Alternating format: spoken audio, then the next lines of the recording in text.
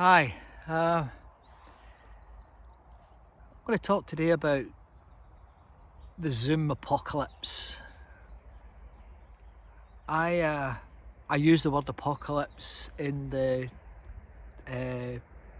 pre-modern perception of what it means. It means unveiling, and I think the use of Zoom and other social media platforms in the last few weeks have unveiled certain things that I think we need to take some serious consideration of. I've noticed companies in usual company style jumping, where companies like Google and Amazon are saying that significant proportions of their workforce are going to be working from home.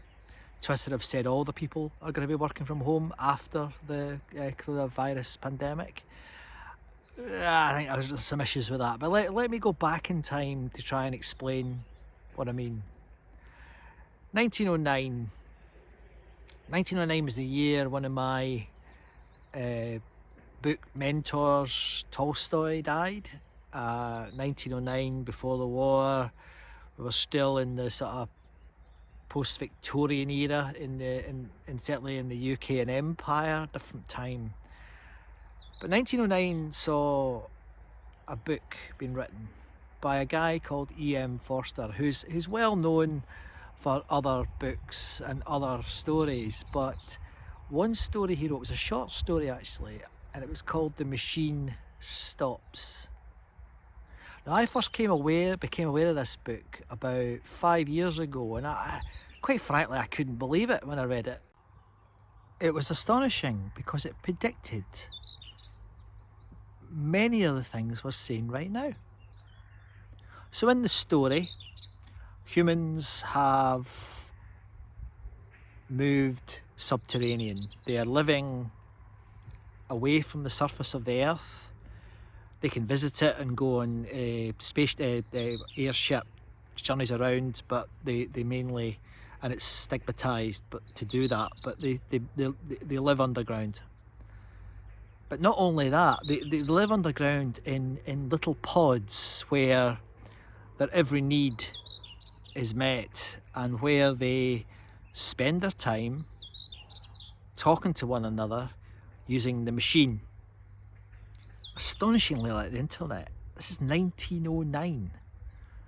And they use the machine mainly to look for ideas. So they're talking to each other, they're all educating each other, and they're addicted to that process. So it's not education in the sense of wishing to do something with it. It's education for education's sake. Now the story focuses on three main characters. There's the mother, the son, and the machine itself. And the son has somehow developed a sense of rebellion. He has decided that he wants to go to the surface. He wants to escape the machine. And he tells his mum this, and he says he'd like to see her. And she's almost astonished that she says that he would like to see her. It's like, why? That's weird. Why would you want to see me? Why not just use the machine? What's the value? And he gets quite annoyed with her, but he continues the dialogue. Ultimately, the machine stops. The clue's in the title of the book. And they're left panicking about having to communicate with each other, and they don't want to meet, and they're so concerned that they want to kill themselves. The euthanasia is a key right that they have in this book. Now, whilst the euthanasia part is probably not with us today, the machine is. And I think some of the things that's happened in the last few weeks have demonstrated that if we're not careful, we could end up causing serious problems to people. What I mean by that is that we are not designed to be on our own. We are We are group creatures. We need interaction with others. We enjoy the physical, emotional, psychological contact with other people. So now we have Twitter saying we're not going to have people coming into the office. Well, quite frankly, I think that's ludicrous. It's true that perhaps we don't need to spend as much time commuting. It's true that we could rebalance time a bit better and make better use of time. Time well spent is a terrific way to organise any life or any organisation. But to swing one way where we go from interacting every day to going to a place where we don't interact hardly at all is not healthy. It's also going to cause huge economic issues, because you go to any office block. Round about that office block there will be coffee shops, there will be bars, there will be dry cleaners, there will be gents outfitters, there will be ladies fashion shops, there will be all sorts of things that service that particular tower block. Are we really going to sacrifice that? Are we really going to take the heart out of our cities by pushing everybody to work from home all the time? I don't think that's healthy. I don't think that's the way we should be going. We need a blended approach. It seems to be always thus, doesn't it? So the unveiling that has happened in the last few weeks, I'm grateful for that. I'm grateful that it's shown the inadequacies in the technology. I think it's shown a lot of the inadequacies of our psyches to cope with working online, certainly to learn online. So let's learn from the Zoom apocalypse. Let's not make that turn into a new machine. Ask yourself this: have you ever been to a concert that's been recorded for a video? They're going to make a DVD of that concert.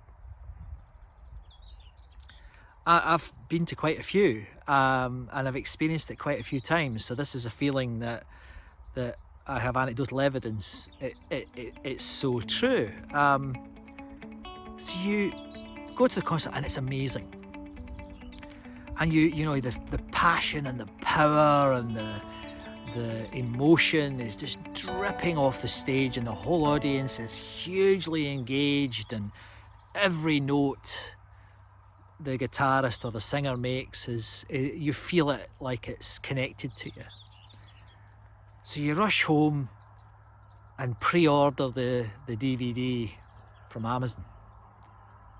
The DVD arrives and you unpack it and you put it into your DVD machine and you press play. Initially, I remember that. But then you start to, a good Scottish word, footer. You start to fiddle about and you think, I'll pause it, I'll go and get a cup of tea. Then you come back, and if you get to the end of the video, which you probably won't if my experience is then to go by, you switch it off and think, yeah, it was better to be there, I guess. It's a trivial example, but it sums up the human experience that we need and thrive, which the Zoom apocalypse, the Zoom unveiling, must not be allowed to happen. We must continue to work together, to be together.